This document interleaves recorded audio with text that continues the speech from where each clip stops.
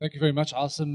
Good afternoon, everyone. I'm really pleased to have such a crowd and pleased to have such great panelists. Alfie, welcome from the US. You had a long lockdown, and everyone, just to know all the name tags that you're wearing, all those roles and the printouts, we ran out of them, and Alfie got them all the way from San Francisco. So big hand to Alfie to thank him, please. And my mom got the PVC from Turkey, so just a hand for her too.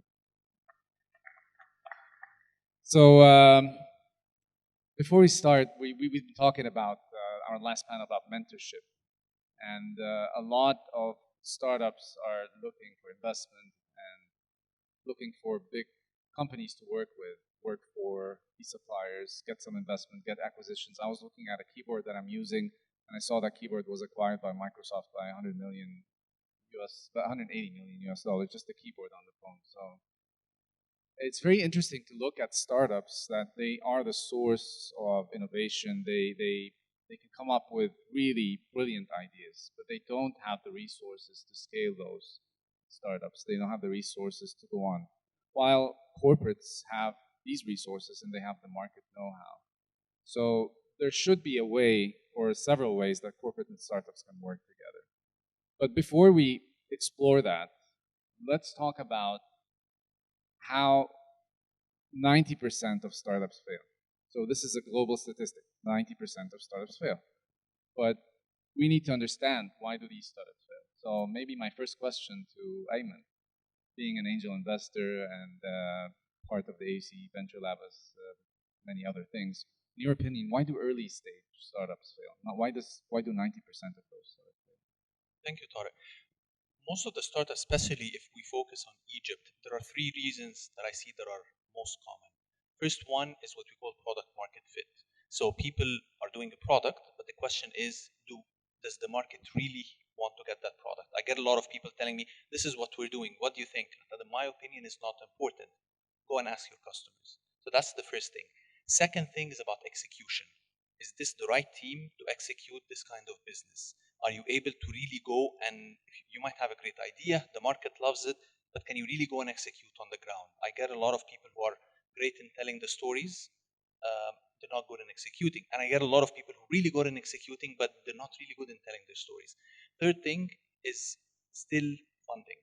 Funding remains very scarce at the early stage. When companies become more advanced and people, especially larger investors, are looking for that kind of investment, it's easier to get funding. But you go at the earlier stage, at the idea stage, at the very early launch stage, at the MVP stage, funding remains very scarce. And that's something that we need to work on. At AUC Venture Lab, we're working on the three things. We're trying to push validation, get out of the office, move off your desk, go and talk to your customer, test your product. We created AUC Angels, and I know you've created Med Angels and Alex Angels, trying to push more investments at the very early stage. And we're also trying to get coaching, not mentorship, people who are executives who have real execution experience to coach the startups as they go. It's very hard to do that, but I think it's extremely important to think about these things when you're getting at the beginning. Great. Thank you very much, Ayman. And maybe if I move later on to startups that have scaled up and received funding, received some investments, maybe Alfie has also great experience in those kind of startups. Maybe here in the US, we want to get also a global picture of what's happening globally and reflect that locally. So later stage startups would have other reasons for failure. They do fail, some of them, but the rates are lower. But what would be the reasons for, let's say, scale-ups? Why do they fail?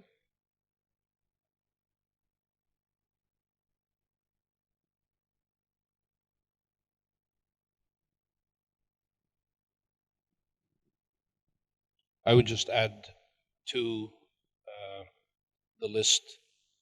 I think the ego of the entrepreneur is one of the largest unmentioned reasons of failure. Too many entrepreneurs start the company because of their ego, because they want to be an entrepreneur instead of solve a problem for a customer. Second, they don't take advice or don't listen to their co-founders, their mentors, or their investors. And it's a very under noticed reason for failure at every stage of the company. It takes people off track and distorts the judgment of the entrepreneur. I see too many entrepreneurs, when they get too much media, they go right downhill, right? They start thinking they're hot stuff, and nobody can question me because I was on the cover of my local newspaper. So really staying kind of centered while passionate, I think, is one of the key variables that's not very well taught or pushed or explained to entrepreneurs. I know in our accelerator, it's not something that we focus on. I think all of us, Ayman, Ahmed, all of us should focus on that a bit more with the entrepreneurs. Great, great. So, but moving on to another kind of fund, which is Egypt Ventures, Ahmed, and it's a government organization, and there are a lot of things that you're doing aside from funding. But your role in policy making and support to startups. Can you tell us more about Egypt Ventures? Well, basically, Egypt Ventures is an investment vehicle. We have multi-stage, starting from accelerator levels to what we call pre-Series A transactions. At the same time, we have our LPs are actually government. We have the Ministry of International Corporations, the Ministry of Investments. So we have also the backing of ministerial backing, and with all the power that comes with it. We're still working on actually developing something new, an advocacy committee or group to introduce more favorable legal frameworks that would support startups, and I actually would invite all of you to join. Something that we're still working on. We would like to do this to be able to voice the needs of the ecosystem to the government and see what we can do in terms of alleviating the problems for SMEs. In other words, بنفس الطريقة, we can always say that this would actually help startups succeed better, at least, or have their ecosystem much more smoother than what it is today. Great, thank you very much. I look at corporates or big companies as companies that know the market, have been there, done that, done the mistakes, spent the money, and they know a lot, but they move a little bit slower than startups. Startups are more agile. And that brings my question to Ahmed Swilam, who is the general manager of Roche. So you're a big corporate in the sea of startups. What brings you here to Techne Summit, with all these small startups? Where do you see yourself here? Thank you, Tarek. First, I have to say it feels very good to be here. That maybe I'm the newest comer to the panel. I'm really honored, and it's a pleasure to be with all of you here. And yes, you're right. I think we're a huge corporate, and we are coming to like a big ship coming to a sea full of speedboats, and we're coming with exceptional need to collaborate. As you said, big corporates, they have their pros and cons. So we have the expertise. We're very clear about what we want to do. Market need is it's very clear for us. We have resources. We have the capital. We have very clear processes. In the same time, we're very heavy, very slow decision-making process. Pretty conventional approach to solving problem, and here where it comes the speedboats or the startup, we see the need for collaboration with the startup because in one hand we're very aware of our limitations as corporates, and we're very eager to collaborate with the startups, and in another hand we have a great upcoming exceptional need to transform the healthcare. We're coming from a healthcare industry.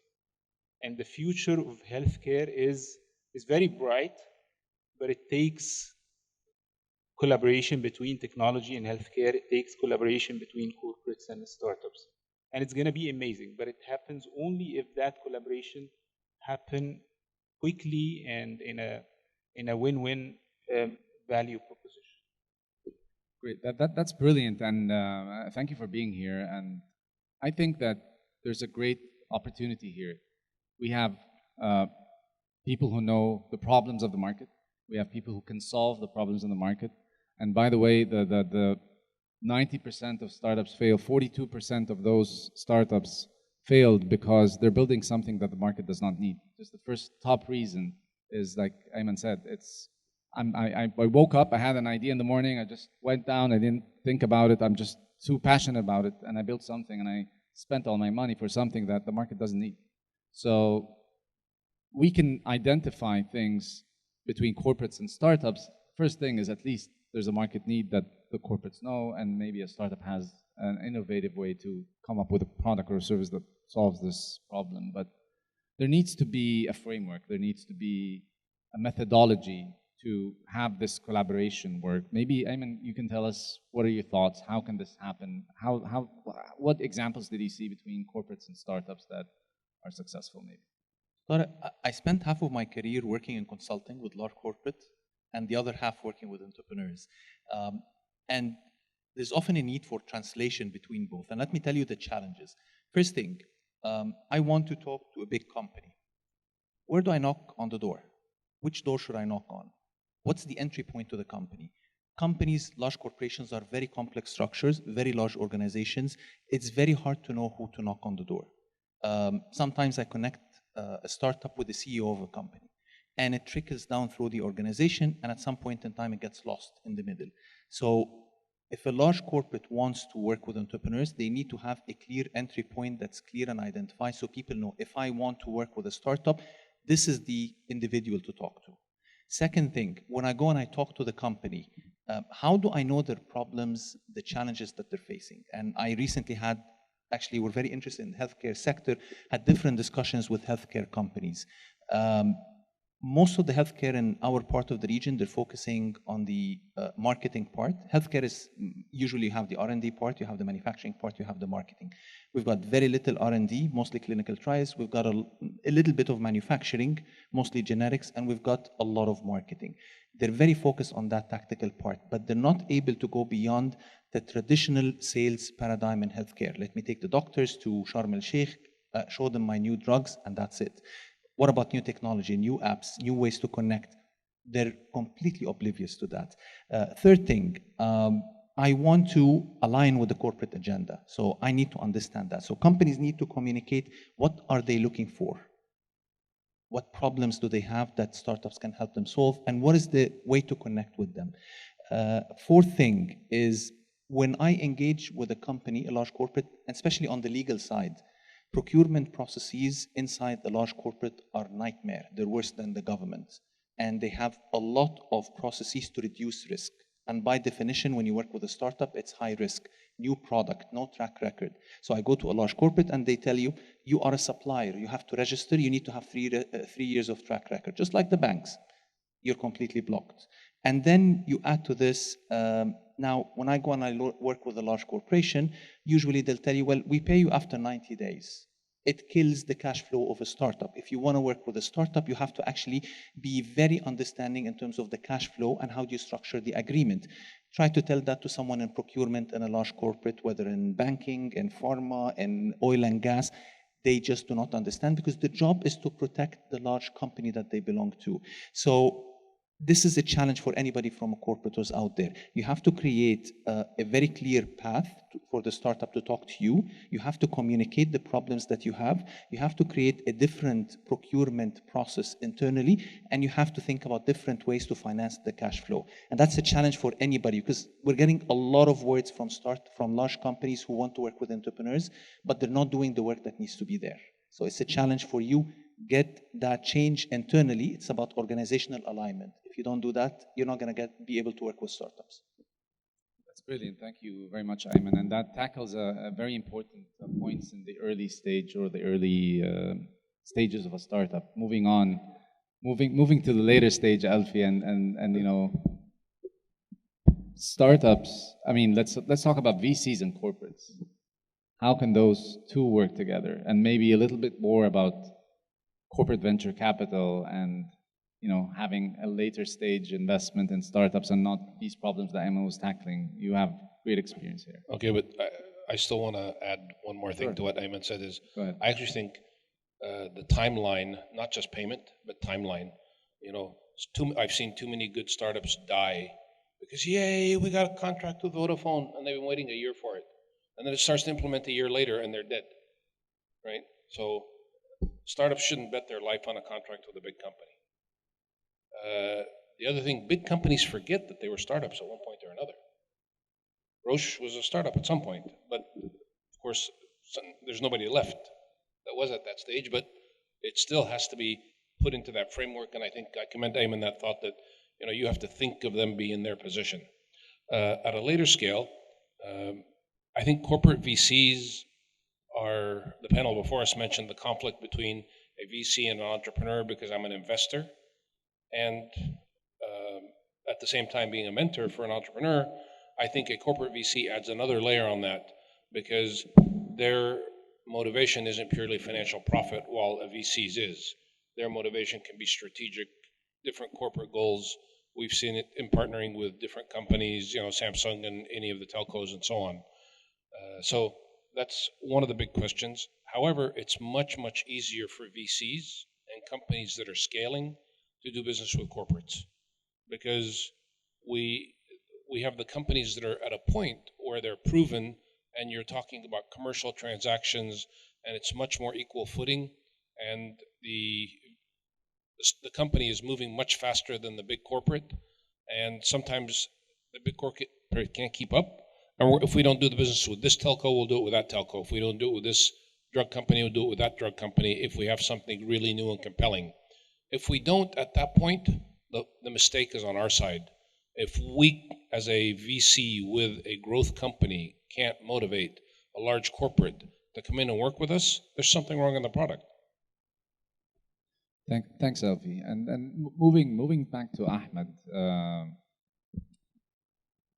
investing in later stage startups with Egypt Ventures sectors. We have like a healthcare sector. We have on the panel, and we have other sectors in your portfolio. Do you have a specific sector or specific appetite into investing into certain startups? Of course, they're all interesting, but we right now are also interested in health tech, edutech, or educational tech. We're open to, of course, fintech. We're open to logistics as well. Some of the interesting things are coming into play right now, fixing some of the long existing pains in the transport services on the private business. Health tech is taking up right now, of course, with COVID, with the advent of COVID. EduTech has actually moved also much more. In fact, I see a lot of progress from the Ministry of Education. They've actually introduced a lot of things online, exams, tuitions, rehearsals with students. We've also done actually some of this with one of our companies called Al Mentor. We've actually been doing a lot of work with the ministry. So we can see that the educational ed tech is actually moving post-COVID. We see that health tech is also picking up quite rapidly because it solves a lot of pain as well, and people are now starting to become more cautious given the COVID environment. So we see those two are actually moving, and the logistics, as I just said, the logistics also is actually moving quite fast. Just some of the things we're looking at here at the moment. Yeah. Thanks a lot. Thank you. Okay, so I want to conclude that we're talking healthcare. We're talking about sectors that have, let's say, surged during COVID and post-lockdown, and we don't know what's going to happen in the next couple of weeks, maybe months. We're not sure. But looking at Roche globally, Roche has really worked with startups, and I've witnessed a few acquisitions, like My Sugar, for instance, a big one for Roche. And locally, if you're looking at Roche wanting to work with startups here in Egypt, how do you envision that, and how do you see the future of health tech here in Egypt and your role in Roche in supporting that? Tarek, first, before I share our vision for the relationship between Roche and startups, I have to shed some light on the vision of the transformation, expected transformation in the healthcare sector, to make it clear. So as we can contribute to that transformation, all of us. So the way we look at the healthcare system is that the advances that has been achieved so far in the medicine and the science is huge, and it's great. And you can imagine that the medical knowledge in 2020 is doubling up every 73 days. That is bringing lots of good news, lots of science, lots of data in one hand. Even faster than this, the complexity of the healthcare system is growing. So the population is getting bigger, they live longer, chronic disease is increasing, and the amount of data that we know now and we need to digest is beyond the human capacity. So here emerges a great opportunity for a merge between the healthcare sector and the technology, the data management, and providing insightful data to make better decisions and to make all those innovations and solutions that are coming up, and they are coming every day, to make them more effective and more efficient and to help the system. And pharma industry in Roche, we are the biggest biotech company and diagnostic company in the world, but we cannot make it alone because it's beyond providing medicine and tests only. It's also about how to make all those information available for the healthcare professionals to make decisions, available for the patients and the family to seek for the right support. So that vision that we see makes us really go the extra mile to collaborate and partner with the startups, because we're interested to be more agile and to work with those speedboats. We are interested to work more or to integrate technology to provide our value to the community in an effective and efficient way. So globally, as you mentioned, we've many acquisitions like MySugar, like Flatiron. Locally, we're new here and we're very excited to be here. But we started working with startups, different phases of startups like Visita, Ilagi, One Lab, other startups. But what we're trying to do is to make it easier and visible to the startups. We're soon launching a list of challenges and opportunities that we're working on. We're making it available for everyone because we're interested to talk to you and to hear from you and to tell you about what we're doing and to work together to create more value to the society. Thank you very much, Mohamed. And I think our time is up, but I'm really looking forward to the next 3 days with you, with everyone on board, with all the corporates that we're having, all the investors that are here. So this session is the last one that is the last opening session. All the other stages are going to run in parallel for the next, today and 2 more days. Anyone watching from home, this is going to be the last free session that's going to be aired on Facebook, and then you need to log into the platform or the app to watch any stage. You have the Q&As, you have the matchmaking and everything. So I'd like to thank you very much for a very exciting panel. We had a little bit of more time, but we can continue the chat at the lounge. Thanks, everyone, and enjoy the rest of the 3 days. Thank you.